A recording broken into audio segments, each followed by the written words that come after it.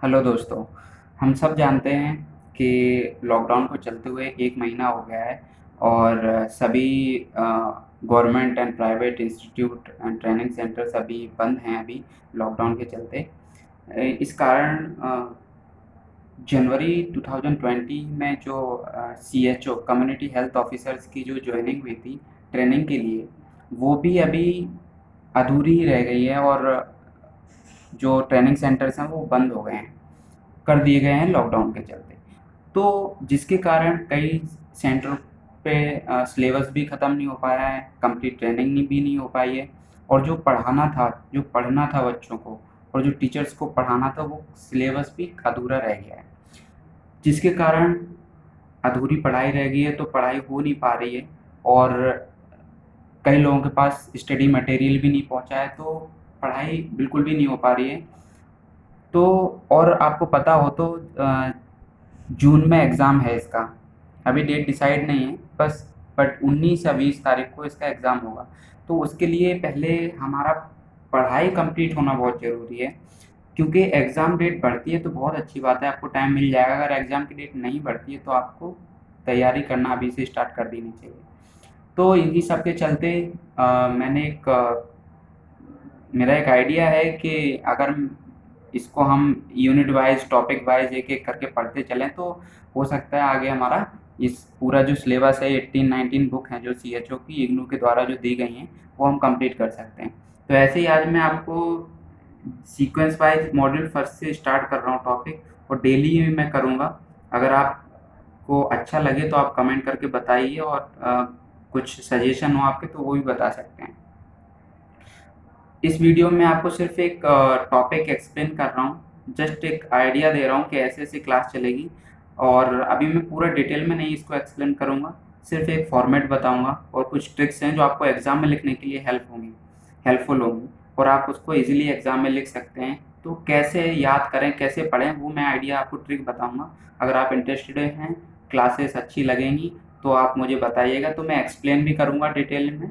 आइए देखते हैं, ये टॉपिक स्टार्ट करते हैं। तो मॉड्यूल फर्स्ट अभी हम स्टार्ट कर रहे हैं। मॉड्यूल फर्स्ट है BNS 041 foundation of community health, जिसके अंदर ब्लॉक 1 है introduction to public health and epidemiology, और इसके अंदर हम यूनिट 1 स्टार्ट कर रहे हैं कॉन्सेप्ट ऑफ कम्युनिटी हेल्थ। तो इसके अंदर एक टॉपिक है, टॉपिक इसके अंदर बहुत सारे हैं लेकिन मैंने जो सिलेक्ट किए हैं इंपॉर्टेंट टॉपिक, वो मैं आपके साथ डिस्कस करूँगा। जैसे यूनिट 1 है, मॉड्यूल फर्स्ट का ब्लॉक 1 का फर्स्ट यूनिट है, जो उसमें जो इम्पोर्टेंट टॉपिक हैं ये है concept of health and illness, concept of causation of disease and level of prevention, role and responsibility of mid level health care provider and community health officers. तो ये जो 4 टॉपिक हैं ये मुझे इम्पोर्टेंट लग रहे हैं, तो मैं वही एक्सप्लेन करूँगा, वही आपको पढ़ाऊँगा। तो अगर आप इंटरेस्टेड हो तो आप देखें इसको। और अभी मैं आपको concept of health and illness पढ़ाऊँगा। तो इसमें अब अगर आपको अच्छा लगता है और आपको समझ में आ रहा है तो आप मुझे बताएँ, कमेंट करें, तो मैं उसको डिटेल में पढ़ाऊँगा। आज मैं डिटेल में नहीं पढ़ा रहा हूँ इस क्लास में, जस्ट आपको एक ओवरव्यू दूँगा कि हम ऐसे-ऐसे पढ़ेंगे, और ईज़ी ट्रिक जितना ईज़ी हो सके मैं उसको ईज़ी वे में समझाने की कोशिश करूँगा, जिससे आप एग्ज़ाम में ज़्यादा से ज़्यादा अच्छा से अच्छा लिख सकें और आप फुल मार्क्स ले सकें एग्ज़ाम में।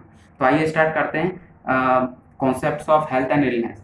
इसका मैं आपको एक फॉर्मेट चार्ट के थ्रू पढ़ाऊँगा, उसमें आपको ईज़िली समझ में आ जाएगा। पहले मैं आपको एक फॉर्मेट बताऊँगा कि लिखना कैसे। तो आइए देखते हैं।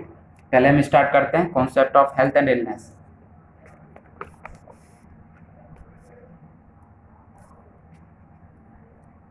तो अभी हम कर रहे हैं start concept of health and illness.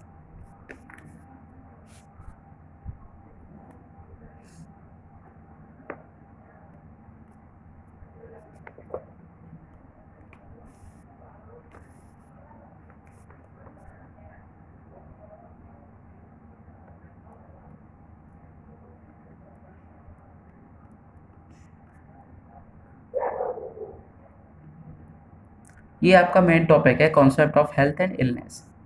अब इसके अंदर आपको मेन इसको कॉन्सेप्ट ऑफ हेल्थ को पहले इंट्रोडक्शन इसका लिखना पड़ेगा थोड़ा। तो इंट्रोडक्शन में मेन मेन कंपोनेंट क्या है, आपको कैसे आप लिखेंगे वो मैं बताता हूँ। तो पहले आप concept of health and illness लिख, अगर आता है क्वेश्चन, तो इसमें आप पहले तो सबसे पहले आप डेफिनेशन से स्टार्ट करेंगे। और डेफिनेशन किस किस से स्टार्ट करेंगे? सबसे पहले आप हेल्थ की डेफिनेशन लिखेंगे। हेल्थ की डेफिनेशन जो WHO द्वारा दी गई है वो हेल्थ की डेफिनेशन लिख देंगे, नंबर फर्स्ट। सेकंड आप लिखेंगे इलनेस की डेफिनेशन लिख देंगे। देन आप लिखेंगे सिकनेस की। देन फोर्थ आएगा आपका डिजीज। और लास्ट वन आपका होगा स्पेक्ट्रम ऑफ हेल्थ। तो ये आपका क्या है, ये आपका concept of health and illness की जो इंट्रोडक्शन लिखा जाएगा वो आ जाएगा इसका आपकी जगह पे। आपका concept of health and illness का जो इंट्रोडक्शन है वो इन चीज़ों से मिलके बनाया। तो ये चीज़ें आपको बेसिक अगर आपने पढ़ ली अच्छे से तो आप इसको concept of health and illness का जो इंट्रोडक्शन है वो लिख सकते हैं। फिर आगे और बढ़ते हैं इसमें। बहुत इजी वे में समझाऊंगा आपको कि आप एग्जाम में लिख सकें और एग्जाम तक उसको याद रख सकें। सबसे ज़रूरी होता है याद रखना, क्योंकि एग्जाम में आप लिखने के लिए हमें पहले उस चीज़ को समझना और वो चीज़ आना ज़रूरी है। तो हम पहले वो पढ़ते हैं। तो concept of health and illness है, इसको मैं नीचे लिख रहा हूँ दोबारा से, concept of health and illness को जा, ताकि ये बीच में कट ना हो और आपको समझ में आ जाए इजीली। इसी के अंदर चल रहा है ये, concept of health and illness के अंदर ही चल रहा है। तो ये मैं हेडिंग दोबारा लिख रहा हूँ, concepts of health and illness.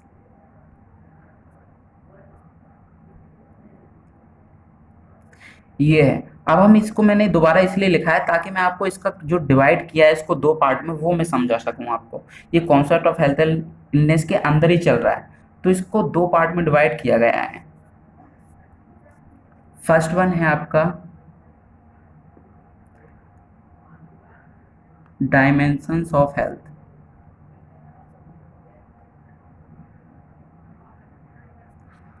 और दूसरे पार्ट है आपका डिटर्मिनेंट्स ऑफ हेल्थ।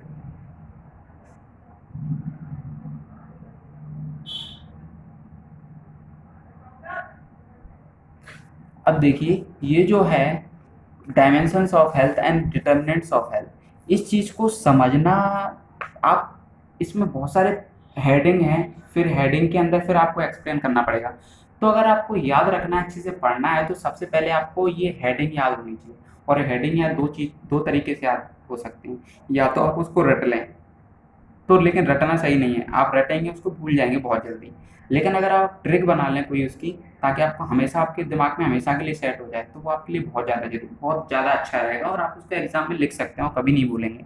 तो मैं आपको यहाँ कुछ इजीली ट्रिक्स बताने जा रहा हूँ जो आपको एग्जाम में बहुत हेल्प करेंगे और आपको आसानी से समझ में आ जाएगा। तो इसकी ट्रिक है, डायमेंशंस ऑफ हेल्थ अगर पूरे याद करना है तो उसकी एक ट्रिक है। वो ट्रिक है, ये ट्रिक मैंने बनाई है। EPFO एक ऑर्गेनाइजेशन है, गवर्नमेंट ऑर्गेनाइजेशन, जिसका नाम है एम्प्लॉय प्रोविडेंट फंड ऑर्गेनाइजेशन। तो उसको लेके मैंने एक ट्रिक बनाई है, तो वो मैं आपको बताता हूँ। EPFO is social and emotional. ये एक ट्रिक है। इस ट्रिक से आप डायमेंशंस ऑफ जो हेल्थ के अंदर जो हेडिंग है वो याद रख सकते हैं इस ट्रिक के थ्रू। ट्रिक अब देखिए, अब उसको कैसे याद रखेंगे। ई EPFO लिखते हैं पहले। तो EPFO का E for environment,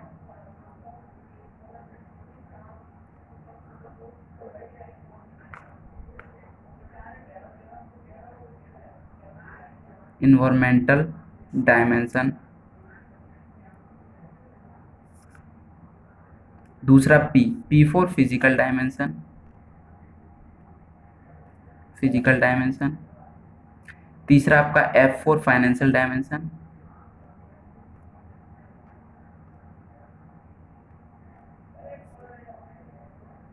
fourth one आपका O for occupational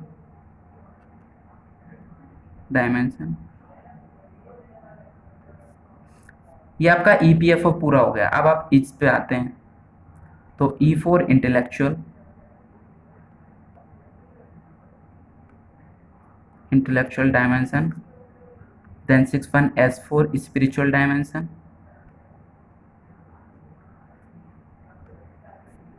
then social और इमोशनल आपका लिखा हुआ है तो आपके लिए ये बहुत आसान रहेगा, तो अब एज इट इज लिखना है आपको। सोशल डायमेंशन, और 8 आपका है 8 नंबर का इमोशनल डायमेंशन।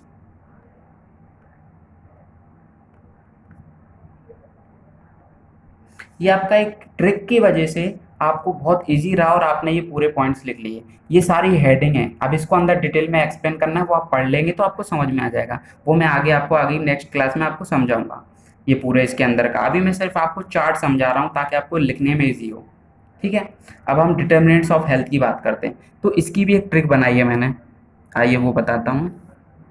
ये तो अपने डायमेंशंस ऑफ हेल्थ हो गए, अब डिटर्मिनेंट्स ऑफ हेल्थ पढ़ेंगे। तो इसमें भी मैंने एक ट्रिक बनाई है जिसकी वजह से आप सारे हेडिंग्स के जो नेम है वो आप याद रख सकते हैं। तो इसका ट्रिक क्या है?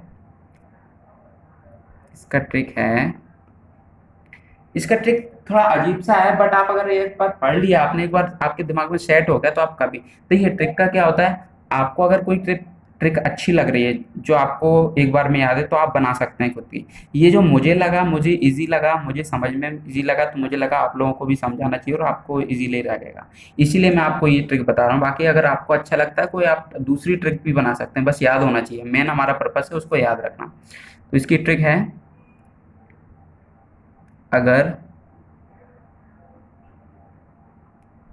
जेल एनएसएस हो। एनएसएस क्या होता है? एनएसएस एक नेशनल सोशल सर्विस, एक वो होती है ऑर्गेनाइजेशन जिसमें हम नेशनल सोशल सर्विस जो होती है उसके हिसाब से काम करते हैं, तो उसको लेकर ये हिंट बनी है। लेकिन आप तो इतना याद रखें, अगर जेल एनएसएस हो, एक क्वेश्चन है वो समझिए, उस क्वेश्चन को अगर एजीआर, अगर जीईएल जेल एनएसएस हो, तो इस ये ट्रिक अगर याद होगी आपको, अगर जेल एनएसएस हो, ये ट्रिक अगर याद होगी तो आपको सारे सोशल जो डिटर्मिनेंट्स ऑफ हेल्थ है वो आपको याद रख पाएंगे आप। देखिए कैसे, A for age, second one G for gender, third R for race, fourth G for genetic,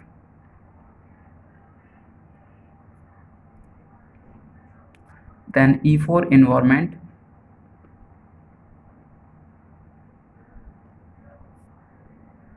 sixth L for literacy, N for nutrition,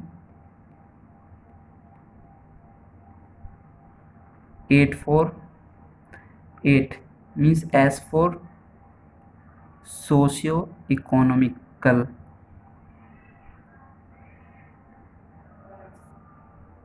ninth double S, then S for socio-cultural,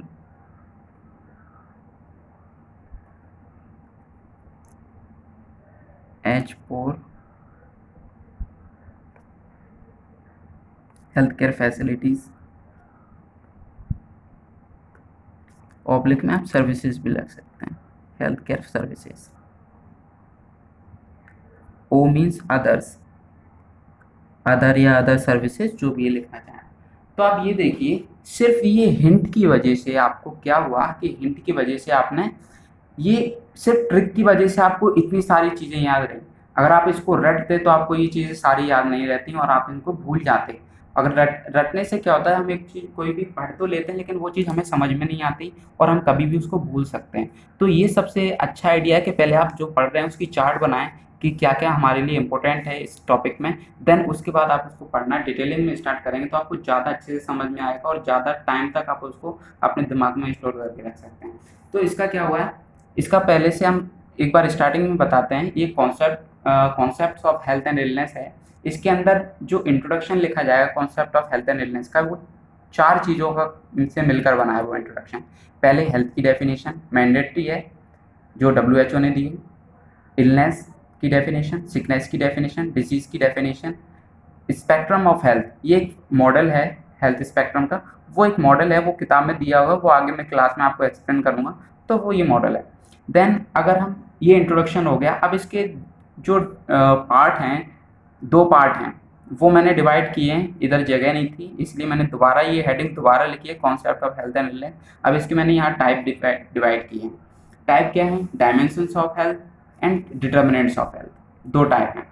तो डायमेंशंस ऑफ हेल्थ हैं, इसकी trick है एक easily trick, ताकि ये सारे इतने जो नेम्स हैं, हेडिंग्स हैं, ये सारी याद रख सकें आप, इसलिए मैंने इसका नाम रखा है EPFO is social and emotional. ये ट्रिक है, अगर आपने याद रख लिया EPFO is social and emotional तो आपको ये सारे पॉइंट्स याद रखेंगे।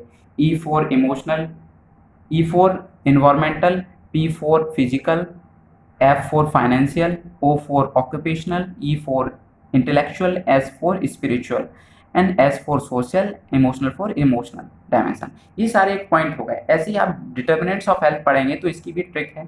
अगर जेल एनएसएस हो तो इसमें भी सारे पॉइंट्स आ गए। A for age, A for age, G for gender, R for race, G for genetic, E for environment, L for literacy, N for nutrition, S for socio-economical, S means socio-cultural, and H means other healthcare facilities and services, और O means आपका other. तो ये चीज़ अगर आप एक format view में पढ़ेंगे, और तो पहले आप पढ़ने से, कोई भी यूनिट पढ़ने से पहले हम फॉर्मेट बनाते हैं, तो वो एक चार्ट फॉर्म में अगर आप पढ़ लेते हैं कि इसके कंपोनेंट, इंपॉर्टेंट कंपोनेंट्स क्या क्या हैं, वो अगर आप उस हिसाब से पढ़ेंगे तो आपको ईजी रहेगा टॉपिक समझने में। क्योंकि टाइम कम है और इस टाइम में आपको स्टडी के साथ साथ मेहनत तो सभी करते हैं, लेकिन आपको स्मार्ट स्टडी करना पड़ेगी, जिससे, क्योंकि स्मार्ट स्टडी क्या है, एक वे है जिससे आप ज़्यादा चीज़ें अपने दिमाग में स्टोर कर सकते हैं कम से कम समय में। मेहनत तो करना ही पड़ेगी, लेकिन थोड़ा अलग मेहनत करेंगे तो आपको ज़्यादा टाइम तक उसको और अच्छे से लिख पाएंगे और ज़्यादा टाइम तक अपने दिमाग में स्टोर कर सकते हैं। तो ये देखिए, ये concept of health and wellness, ये पूरा टॉपिक आपका हो गया। ठीक है, ये मैंने आपको एक ट्रिक समझाई है। बेसिकली मेरा पर्पस था आपको ट्रिक समझाना, क्योंकि बिना ट्रिक के आप समझेंगे बहुत टफ है चीज़ें। तो ये ट्रिक से अगर आप पढ़ेंगे तो आपको बहुत ईजी रहेगा। तो अभी मैं ये क्लास यहीं पे ख़त्म करूँगा। ये सिर्फ एक topic concept of health and wellness समझा के, ये मैंने पूरा टॉपिक नहीं समझाया है, ये जस्ट मैंने आपको एक ओवरव्यू दिया है कि मैं ऐसे पढ़ाऊँगा आपको। ये मेरा फर्स्ट क्लास है CHO सिलेबस का, कम्युनिटी हेल्थ ऑफिसर्स के सिलेबस का, जो मॉड्यूल 1 है उसकी यूनिट फर्स्ट का। तो अगर आपको अच्छा लग रहा है तो आप ज़्यादा से ज़्यादा इसको शेयर कीजिए और अपने दोस्तों को बताइए। और अगर आपको लगता है कि हाँ मैं सही पढ़ा रहा हूँ और आपके हिसाब से अच्छा लग रहा है आपको, तो आप मुझे बताइए, तो फिर मैं इसी टॉपिक को आगे पूरा डिटेल में एक्सप्लेन करूँगा और डे बाय डे मैं हर टॉपिक आपका सिलेक्ट करके आपको पढ़ाऊँगा और इम्पोर्टेंट टॉपिक सारे पढ़ा दूँगा, ताकि आपकी स्टडी भी होती रहेगी। बाकी अपने लेवल पे आप अपनी स्टडी कीजिए और तैयारी कीजिए, क्योंकि जून में एग्ज़ाम है, टाइम ज़्यादा नहीं है, 1 महीने का टाइम है। और जो इग्नू के द्वारा जो सिलेबस है उन्होंने 18-19 बुक्स दी हैं, जिसके लिए मेहनत आपको बहुत करना पड़ेगी, अदरवाइज़ रिजल्ट बिगड़ सकता है आपका। तो ये देखिए आप, और मुझे बताइए, कमेंट बॉक्स में बताइए कि आपको अगर अच्छा लग रहा है तो आप कमेंट कीजिए कि आगे आप और क्लास बनाइए डिटेल में, तो मैं उसी हिसाब से डिटेल में क्लास बनाऊंगा इसकी, और पूरा टॉपिक आपको डिटेल में समझाऊंगा। अभी मैंने सिर्फ ओवरव्यू दिया, अभी मैंने डिटेल में नहीं समझाया, और मैं जो भी समझाऊंगा आपको ट्रिक के साथ समझाऊंगा, ताकि आपको ज़्यादा से ज़्यादा समझ में आ सके। और कहीं आपको लगता है कि ये चीज़ और अच्छे से समझा सकता हूँ मैं, तो सजेशन आप दीजिए। आप कुछ और चाहते हैं, इसमें कुछ नया इम्प्रूवमेंट चाहते हैं तो मुझे बताइए, वो भी मैं करने की कोशिश करूँगा। ठीक है, अभी ये क्लास मैं यहीं पे ख़त्म करूँगा, और आप देखिए इसको, और अगर आपको अच्छा लगता है तो आप मुझे बताइए, तो मैं आगे डिटेल में क्लास बनाऊँगा इसकी। Okay, thank you.